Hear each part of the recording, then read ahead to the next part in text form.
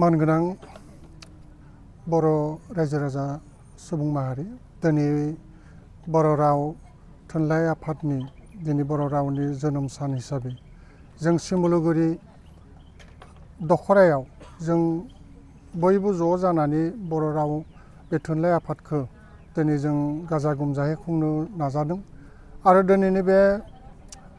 फुंबिलिनि हाबाफारियाव जोंनि माखासे जा हाबाफारि दंमोन फिरफिला बिरहोनाय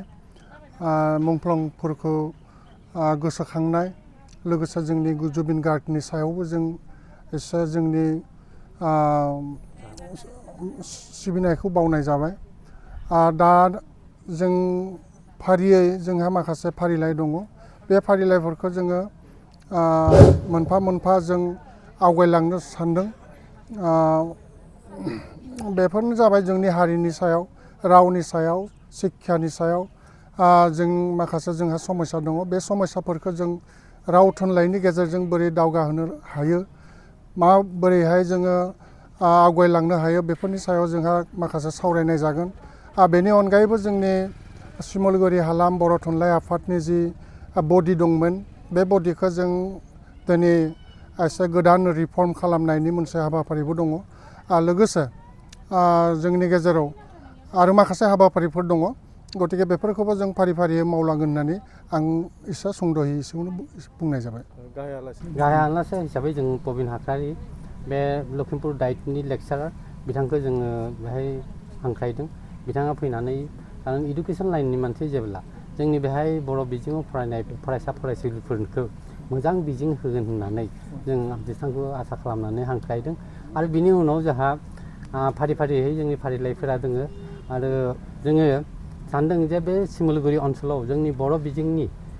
जोंनि एलपि स्कुल एमइ स्कुल आरो हाइ स्कुल दंमोन बेखौ जों फोथांना लाखिनो थाखाय जों नाजागासिनो दङ दाब्लाबोसो आसाम सरकार हिमन्त बिश्व शर्माया जोंनो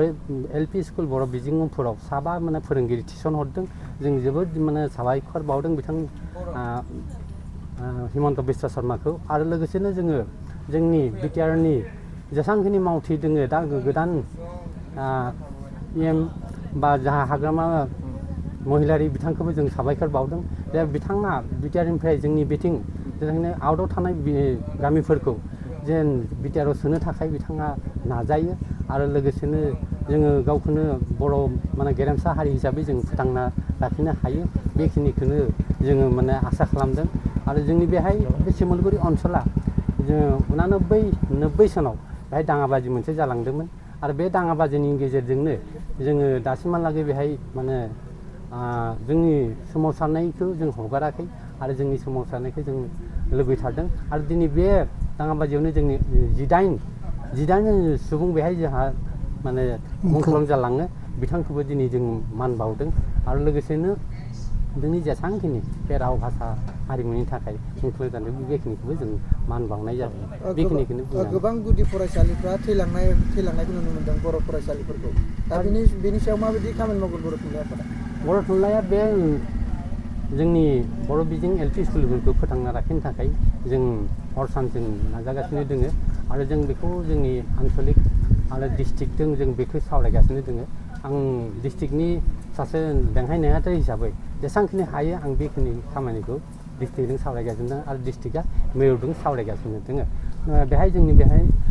नीलकान्त गयारिया बेहाय फैदोंमोन फैनानै जोंनि बेखिनि जेसांखिनि जेंना बे जेंनाखिनिखौ बिथाङा मिथिलांदों आरो आं बेहायनो बुंदोंमोन जे जोंनि जुदि गुदि फरायसालिखौ जुदि जों फोथांनो हायाब्ला जों बिजौआव माने बेहाय बुहुम फरायसालियाव जाहा माने होबोला मा जानो जों गुरिखौ दानोब्ला बिजौआव थांना थानो हाया बे खोथाखौ आं बुंदोंमोन आरो बे हिसाबै बे बुंनायखौ दा बिथां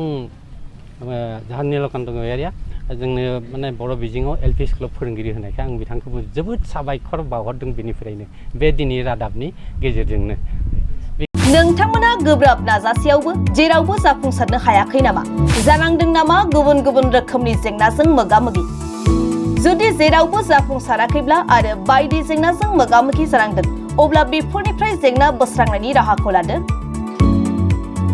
मायांनिफ्राय सोलोंथाइ लानाय मुंदांखा तान्त्रिक आरबाज कबिराजआ नोंथांमोननि बेफोर जेंनाखौ बोस्रांनानै होगोन बयनिबो गेजेराव सोमजिबाय थाग्रा जेंनाफोर जेरै सोलोंथाइ लानायाव सोमजिनाय जेंना, हास्थायब्लाबो साख्रि मोनैनि जेंना, फालांगियाव जेंना सोमजिनाय, हा हुनि जेंना, बिसि फिसायनि गेजेराव दावराव दावसि जानाय, मोजां मोनलायनायाव हेंथा सोमजिनाय जेंना, जुलि जानायनि उनाव गथ' मोनैनि जेंना, फेग्रा एबा निसा मुवा लानायखौ गारहोनायनि राहा, सुथुरनि गाज्रि नोजोरखौ दानगारनाय, जुलि जाखांनायनि उनाव गुबुनजों मोजां मोनलायनायनि सोमोन्दो लाखिनाय, राजखान्थि बिथिङाव जेंना बायदि बायदि जेंनाफोरखौ गैया खालामनायजों लोगोसे गोसो बोनो हानाय गोहोनि ताबिज एबा राजमुहिनि ताबिजखौ मुंदांखा आरबाज कबिराजनिफ्राय मोननो हागोन। अब्ला मानोथो गोबाव खालामनो? नोंथांनि जेंनाखौ गैया खालामनो थाखाय 7908887945 मबाइल नम्बराव फोनांजाब खालामदो आरो आरबाज कबिराजनिफ्राय सुबुरुन लादो।